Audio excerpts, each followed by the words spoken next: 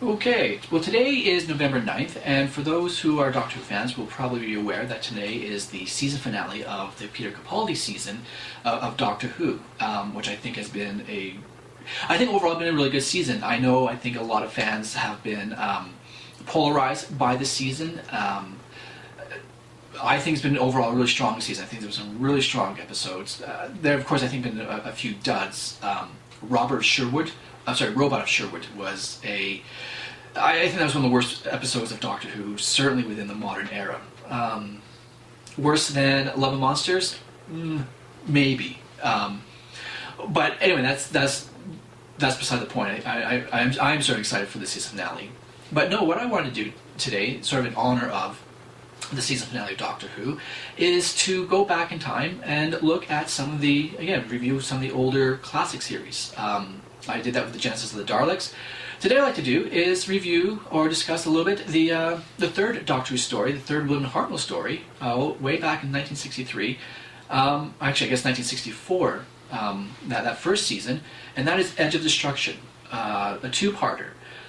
I think for a lot of casual Doctor Who fans, Edge of Destruction probably is not on anyone's radar. I think hardcore fans, of course, will be familiar with Edge of Destruction. But I think it's one of the stories that doesn't really get put on many lists. One, it's a two-parter, for one thing. And second, it follows, of course, one of the most important Doctor Who stories, and that is the Daleks, which introduced the whole Dalek, and of course, everyone already knows why that would be important. And so the Edge of Destruction is kind of just sort of tacked on, which is interesting considering that the next two-parter is another two-parter in the Tom Baker era, the Sontaran Experiment, precedes a Dalek story, the Genesis of the Daleks, which I think is kind of a neat symmetry. I doubt there's anything to that. I just think it's kind of neat.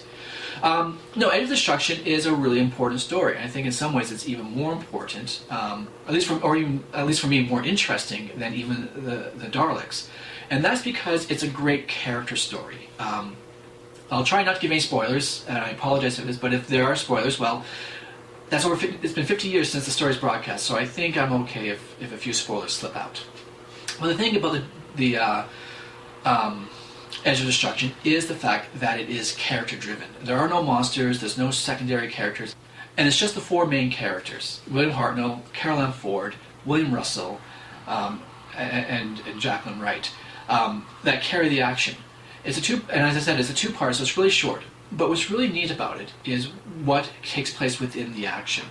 The basic premise is, as the Doctor and the crew are leaving Skaro after defeating the Daleks and helping the Callets progress, as they move, the TARDIS console blows up, or something goes really wrong in it. And of course, that's not surprising, considering that that is a common motif within Doctor Who, that the TARDIS is old, and in fact, even William Hartnell, even within the William Hartnell years, the TARDIS was already seen as an outdated machine. The Time Meddler, for example, does a great little bit about how the Time Meddler's TARDIS is a better, more advanced machine than William Hartnell's, which I think adds to the charm. So anyway, the TARDIS, something goes wrong, and all the crew members are knocked out, and they all wake up, and what proceeds then is a very psychologically claustrophobic story as to what went wrong. And what's really neat about this particular story is that we see the Doctor at his most malevolent and most malicious characterization. Within the Doctor, we can talk about the Valeyard, or we can talk about the Dream Lord, but the fact is, this is the Doctor. This isn't an incarnation, this isn't a projection, this is the Doctor himself. Which is really a natural progression.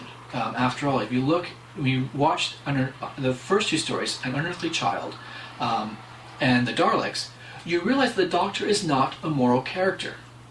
And we're used to the idea of the Doctor as being the moral center. After all, we look at, for those of us who grew up in, say, the John Pertwee or the Tom Baker era, Peter Davison, or for those who are now coming into the new series, it's hard to call it a new series now that it's nearly 10 years old, but into the reboot of Doctor Who, the new Who, we're used, of course, to the Doctor being the moral center, that the Doctor is always the moral character.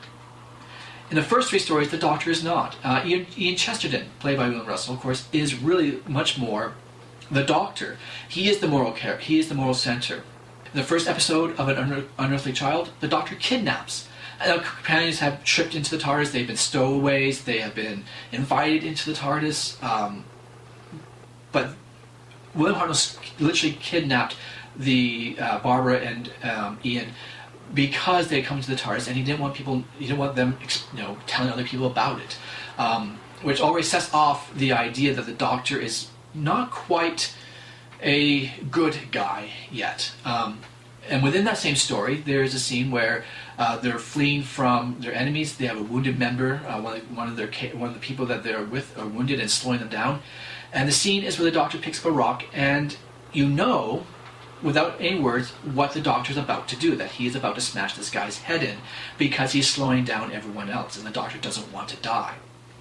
And it's Ian that sort of calls him out. And so the Doctor really is not the moral center.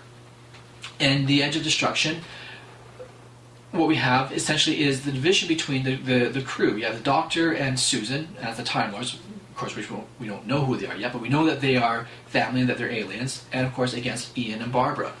And the Doctor accuses Ian and Barbara of sabotaging the TARDIS, that it's their fault that the TARDIS has stopped working and that they're all going to die. And as the story progresses, Susan, who has always been, up to this point, supportive and a friend and ally of Ian and Barbara, turns on them as sort of closing ranks with her grandfather. And Ian and Barbara then sort of left bewildered as to what's going on. To a point where essentially the climax of the story is where the Doctor then threatens to throw Ian off the TARDIS for sabotage. Without any proof, just simply is threatening to throw Ian right out of the TARDIS mid-flight into the time vortex, and of course killing him. That would, of course, kill Ian. And the fact is, the Doctor doesn't see this as a problem. The Doctor is not conflicted, he doesn't lament it, he's not conflicted, he's not questioning it. That is what he's going to do. And it's a really threatening story. Because of the sort of claustrophobia. As it turns out that it wasn't, of course, Ian that sabotaged the TARDIS, it was something that had gone wrong, which was actually a motif in that season, a small little thing like a spring that got stuck, causing huge problems. As it turns out, of course, the TARDIS, of course, is able to right itself, and what we have then is the Doctor, so everyone left with the reality of what's just happened. In the end, by the time the end of the episode, the Doctor is, sort of moves and apologizes, has a great conversation with Barbara. It's a great scene, actually. The last scene of the show, is this great sort of touching scene between the Doctor and Barbara, where the Doctor explains that, yeah, I made a mistake, but now we can move on, and I'm sorry, and of course then the relationship between them develops and warms up. And so that's the basic premise. What I think is really strong about the story is that there are 5 characters in this story. I've mentioned the 4, the human actors, but also in the TARDIS. And at this point, even early in the Doctor Who universe and Doctor Who mythos, the TARDIS is more than simply a time machine. It's more than simply a spaceship and a piece of machinery. It is, in fact, that there's something more to it. At this point, we still don't, we don't know what. We don't know it's a living thing. We don't know that there's anything organic in it or that has a consciousness, as we'll see, which gets developed, in the old, within the classic series, and of course to its logical conclusion in the new series with Matt Smith in The Doctor's Wife. But the fact is, the TARDIS itself becomes a character, which it will become a character, sort of occasionally throughout the rest of the run of the classic series. I think that's a really neat idea. Second, this is the story in which the Doctor shifts from being a morally ambivalent at best character to actually becoming the moral center of the show, that the show now begins to revolve around his moral center, and the Doctor now becomes seen as the good guy. Up to this point, the Doctor is not a really good guy. He is, again, he's a morally ambivalent character. He does things you think, well, the Doctor should never do that, but he does. And I think it'd be really neat to see, if it hasn't been done, I don't think it's been done on film, but if it's not been done in books either, to explore maybe the early first Doctor and see that perhaps the Doctor was not always a good guy. That perhaps his exile, his initial exile from Gallifrey was in fact because not just because he was bored, as as Patrick Troughton, because we all know that the Doctor Who history keeps getting rewritten, but that perhaps there was something untoward that occurred. That perhaps the Doctor was seen as a threat by other Time Lords and was exiled because of that. And that over his course of exile, that he then develops into the Doctor that we all know and love. Anyway, interesting, at least for me, an interesting idea. But within the show, it's really an interesting idea because it is a good character. We see how the characters play against each other. And for me, that's really one of the important things, is that Doctor Who now becomes the moral center. And from this point on, we see that we don't have the story. We don't have the story of the following story of Marco Polo, but certainly within the story of the Aztecs, we start seeing the Doctor playing that moral center, particularly when Barbara wants to rewrite history in preventing or stopping human sacrifice. And the Doctor, of course, you can't do that, but he allows her to make those decisions anyway. And when it ultimately fails, the Doctor is there to support her. He doesn't. He's not critical. He doesn't condemn her. He doesn't criticize her. He doesn't anything like that. He is supportive and basically explains that's the rules. At least in the Doctor Who universe, you can't rewrite established history. And so the Edge of Destruction is really cool that way. It's a two-parter, as I've mentioned, and so it's really short, but I think it's really good because it's really tightly, it's paced really well. It's as a two-parter. There's very little fluff. There's no running down corridors, people getting captured and trying to escape, and getting captured again and escaping. Rather, it is really focused on those characters and the fact that it takes place entirely within the TARDIS. I can't think of any other Doctor Who story, both within the modern series and in the classic series, where the entire action takes place within the TARDIS itself. Again, I think it demonstrates one of the reasons why Doctor Who was so successful for so many years, was that even with a limited budget and with props and sets that sometimes didn't always work, the imagination that's within Doctor Who is really carried it. That this idea that you could have this really powerful story within essentially one studio set. Actually, I guess a couple others because they do move to other rooms. But within the TARDIS itself, you have this simple story that's really driven. I think the other powerful thing is the actors. I think the other success of Doctor Who, again, it isn't the props or the special effects, which are certainly in the 1960s hokey. I think hokey even by their standards. But that you have the imagination of those behind the show that are willing to do all these really cool ideas. I mean, after all, a spaceship that's bigger on the inside than on the outside, and to make that work for 50 years, that is that's powerful. But also the actors, that you feel for these people, and that even the Doctor, who is crotchety and ill-tempered and short-tempered and at times extremely unpleasant to be around. You feel for these people. You care about what happens to them, and I think that is the other powerful. I think the other aspect of the show that Edge of Destruction really highlights is the value of those human actors. That the first four actors really set the stamp on Doctor Who and really gave it the foundation for it to survive for as long as it did. And I think that to me is why I think Edge of Destruction is a really powerful story. First two-parter. So the Edge of Destruction actually has a lot of history to it. Dalek story, of course, the introduction of the Daleks, but as a third story, as a two-parter, it's the first two-parter. It's the only story that takes place entirely within the TARDIS. It rearranges sort of resets and reestablishes the Doctor's character and his role as the main lead, as being a more ambivalent character to being the moral center of the show.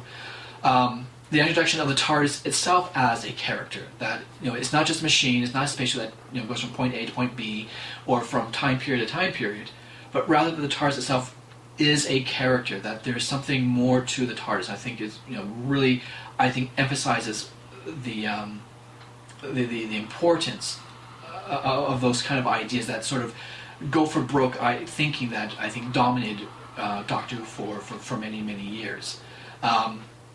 It's also just a good psychological thriller. There's a great deal of psychology that takes place. There's a great deal of character development that takes place within the story.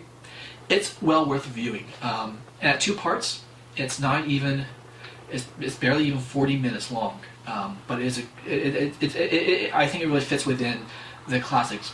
Maybe not top 10 Doctor Who stories. I think there are other stories that are probably better, but this one certainly ranks very, very highly, and certainly ranks really highly as one of the best William Hartnell stories.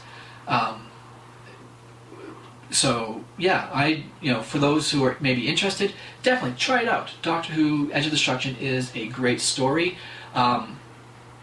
I think you very much enjoy it. And I think it also works as a really good introduction into old classic Doctor Who without trying to slog through some of the 7 or 10 parters that were notorious back then, which could be a bit slow and drag a bit. But this is a 2-parter. It really highlights the main characters. Since there's no one else. It's a great way of being introduced to old Doctor Who. That's it. That's my review of Edge of Destruction. I hope you liked it. I hope that you found it informative and that encouraged you to maybe check it out, Netflix or wherever you can get it.